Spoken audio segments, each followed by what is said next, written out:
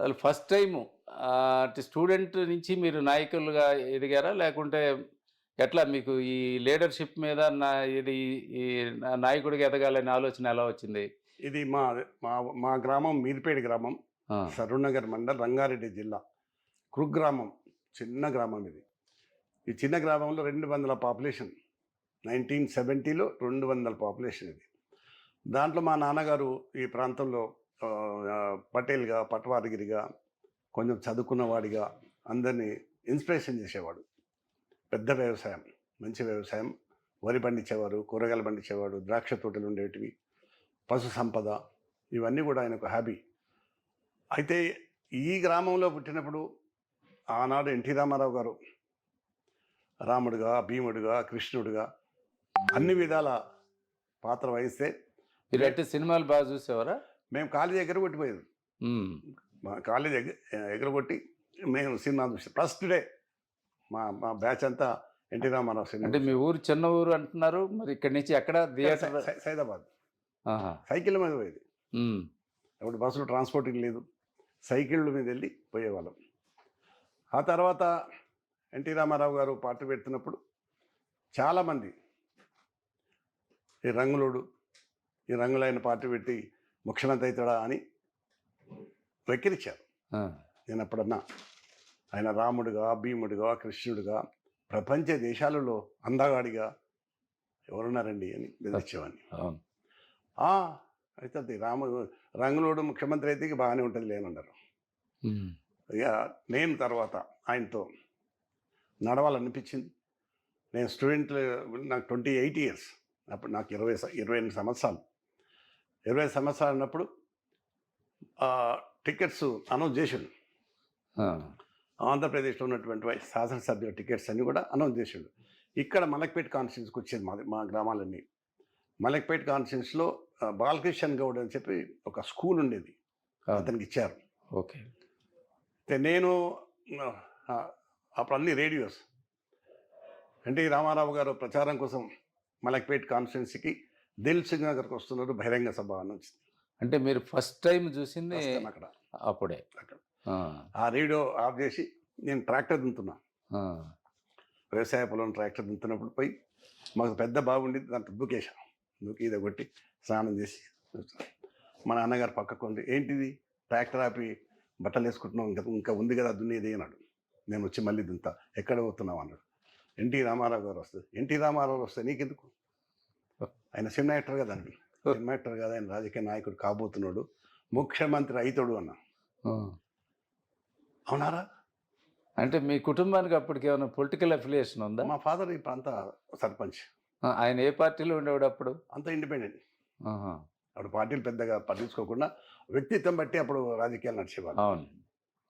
ఆయనే కాదు, ఈ ప్రాంతంలో ఉండే గ్రామాలకు అన్నిటి కూడా ఆయన సర్పంచ్గా ఆయన ఎవరు నిలబెడితే ఆయన గెలిచేవారు.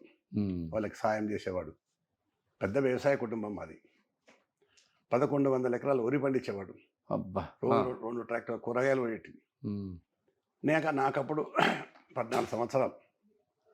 అప్పుడు నేను హ్యాండ్ ఓవర్ చేసుకున్న తర్వాత ఎన్టీ రామారావు గారు దిల్సుఖ్ నగర్ వచ్చిండు. ప్రపంచం జనాలు పోతా ఉన్నారు, వ్యాన్లో కూర్చున్నాడు. Chevrolet van, Madras Annadurai, MG Ramachandran ఎక్కిన వ్యాన్ అది. ఆ వ్యాన్ తను కొనుగోలు చేసి వ్యాన్ ఎక్కించుకు ఇప్పటికీ ఆ వ్యాన్ ఉంది ఇంకా వారిది. ఆ వ్యాన్లో వచ్చినప్పుడు మేము ఆగినాం. మా నాన్నగారు పక్కన నిలబడ్డాడు. సిల్క్ పంచ, సిల్క్ షర్ట్, విభూతి పెట్టుకొని, బొట్టు పెట్టుకొని, షాల్ వేసుకున్నాడు. అన్ని గన్మెన్స్ వాళ్ళందరూ ఉన్నారు. క్యాండిడేట్ ఉన్నాడు. నాందేళ్ల భాస్కర్రావు కూడా పక్కకున్నారు. చైతన్య రథం. చైతన్య రథం. ఆ రథం మీద కూర్చున్నాక ఇలా చూశాడు. ఎక్కడండి? దిల్సుఖ్ నగర్ వెంకటాద్రి థియేటర్కి ఎదురుగా అక్కడ టెంపుల్ ఉంది. రోడ్ షోనేనా? రోడ్ షోనే. జనాలు పరిగెత్తా ఉన్నారు, సీటీలు కొట్టుకుంటా. మరి ఏం జనం రా బాబు, ఇది ప్రభంజనం. సినిమా యాక్టర్, అందులో రామారావు. అది కంఠమే ఘన మైక్ లేకుండా మాట్లాడేవాడు. అప్పుడు ఎక్కడ మైకులు తక్కువ, బ్యాటరీ మైకులు. ఆ విధంగా చేసినప్పుడు చూశాడు. ఎవరు వారు అన్నాడు. ఈ పక్క గ్రామ పటేల్ సార్ ఆయన, వాళ్ళ సన్. ఓహో ఆగండి, వారిని తీసుకోండి. మా నాన్నగారిని వ్యాన్ కూర్చొని పెట్టుకున్నాడు, నన్ను పైకి తీసుకున్నాడు. నన్ను పైకి తీసుకున్న వరకల్లా మాకు తెలిసిన వాళ్ళంతా ఆర్డినెన్స్ అంతా సీటీలు కొట్టడము, డ్యాన్సులు చేయడము చేస్తే రామారావు గారు కూడా వ్యాన్ ఎక్కి వెళ్తే ఆయన డ్యాన్స్ చేస్తున్నాడు. ఇద్దరం కలిసి వచ్చారు. చేసిన తర్వాత భాస్కరరావు గారు ఏమనుకోవద్దు, మీరు ఈ పక్క రండి, తమ్ముడు ఈ పక్క కూర్చుంటాడు. నేను పక్క కూర్చున్నా, నా బుద్ధ మీద చేసాడు. ఏం చదువుకున్నాను? నేను BA-LLB చేశాను సార్. రీసెంట్గా నేను గ్రాడ్యుయేషన్ అయిపోయింది నాకు. ఎందుకు మరి రాలేదు రాజకీయాల్లో? మీరంటే ఇష్టం సార్ నాకు. మీ సినిమా ఫస్ట్ కాలేజ్ ఎగ్గొట్టిపోయే వాళ్ళం. ఆ విధంగా ఓహో అలానా, పర్వాలేదు. ఏంటి దీని పరిస్థితి? మలక్పేట కాన్స్టిట్యున్సీ అంటే ఇది గెలవదు సార్ అన్న. గెలవదన్నా. మరి నేను ఎట్లా ముఖ్యమంత్రి అయితే అనుకుంటున్నావు అన్నాడు. మీకు 200 సీట్లు వస్తాయన్న. 202 సీట్లు వచ్చాయి. అవును, 202 సీట్లు వచ్చినాయి. అవును. నా నా అప్పుడు ఈ సెల్ ఫోన్స్ లేవు, డబ్బా ఫోన్స్ ఉన్నాయి. ఆ నెంబర్ రాసుకున్నది నర్సయ్య గారు, ఇది వాల్యుబుల్ నెంబర్ రాసి పెట్టుకోది. ఏ పోలీస్ స్టేషన్కి వస్తుంది నీకు అన్నాడు. మలక్పేట పోలీస్ స్టేషన్కి వస్తాను. ఓ రైట్. ముఖ్యమంత్రి అయ్యిండు, 202 సీట్లు వచ్చినాయి, ప్రమాణ స్వీకారం అయ్యిండు. ఎంతో సడన్గా జ్ఞాపకం వచ్చింది ఆయనకు. అప్పుడే చంద్రబాబు అప్పుడు లేడు పార్టీలో. మీరు చెప్పినట్టు ఇక్కడ ఈ సీటు ఓడిపోయారా? ఓడిపోయింది. చెప్పాడు. అది జ్ఞాపకం పెట్టుకోడు. ఇది ఓడిపోద్ది అన్నట్టు 200 సీట్లు అన్నాడు. 202 సీట్లు వచ్చినాయి. సరిపోయింది. చంద్రబాబు అప్పటికి పార్టీలో లేరు. చంద్రబాబు గారు వచ్చిన తర్వాత ఆయన జనరల్ సెక్రటరీ చేసి కర్షకపల్లి చైర్మన్ చేసిండు. పార్టీ పగ్గాలని ఆయన చేతికి ఇచ్చిండు. అప్పుడు ఆయన యంగ్స్టర్స్ గ్రాడ్యుయేషన్స్ ఎవరు అంటే దాంట్లో హైదరాబాద్లో నా పేరు వచ్చింది. నన్ను పిలిచారు. కృష్ణారెడ్డి గారు, ఎన్టీ రామారావు గారు మీ గురించి చెప్పారు. నాందేళ్ల భాస్కర్ అప్పుడు అబ్బాయి బాగా పోగు చేశాడు. ఆయన అన్నట్టే అది ఓడిపోయింది.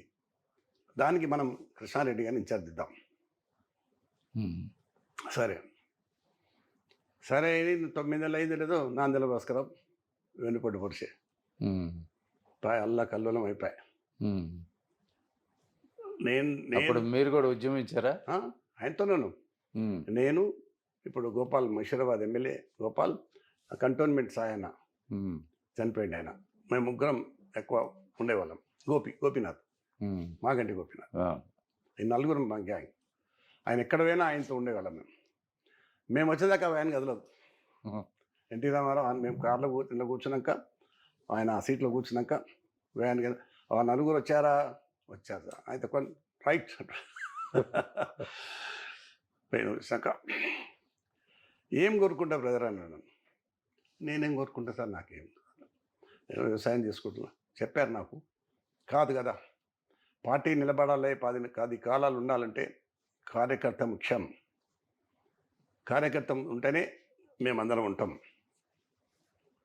మీరు కార్యకర్తలకు మీకు ఏం కావాలి కోరుకో అన్నాడు. నన్ను పిలిచిండు, కడియం శ్రీయర్ని పిలిచిండు, మూర్తి విశాఖపట్నం, ముగ్గురు పిలిచిండు.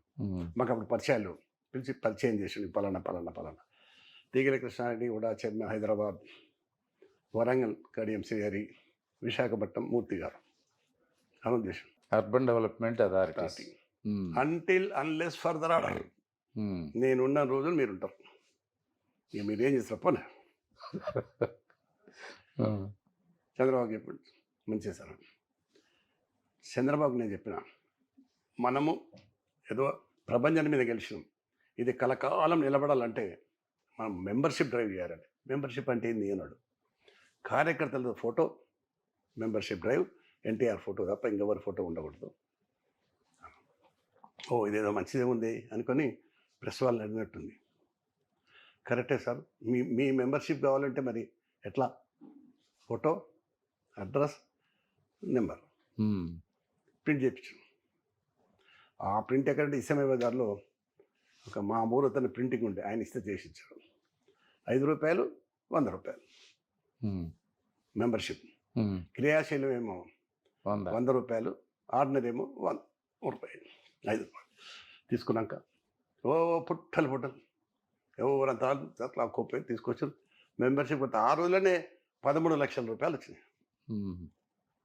అప్పుడు అన్నాడు చంద్రబాబు నాయుడు గారు, రైట్, పార్టీ నడుస్తుంది, పార్టీ నడపడానికి పైసలు కావాలి కదా, పైసలు వచ్చినాయి, మెంబర్షిప్ వచ్చేసినాయి. అది ఎవ్రీ 2 years స్టార్ట్ చేసిండారు. కోట్ల మీద వెళ్ళిపోయాను కదా. అది అయిన తర్వాత మళ్ళీ పార్టీ ఆఫీస్ కట్టాలా, అది మా హుడాలు ఆయన నన్ను పిలిచిండు. ఏం రేటు తీస్తున్నారు కృష్ణారెడ్డి అంటే 3,580 రూపాయలు సార్ అంట. 3,580 రూపాయలు, 4,000 గజాలు, 1 ఎకరం అనుకో. ఆ డబ్బులు నేను పంపిస్తాను, చెక్కు పార్టీ పేరు మీద, ఎన్టీఆర్ ట్రస్ట్ పేరు మీద పంపిస్తాను అని చెక్ పంపించాను.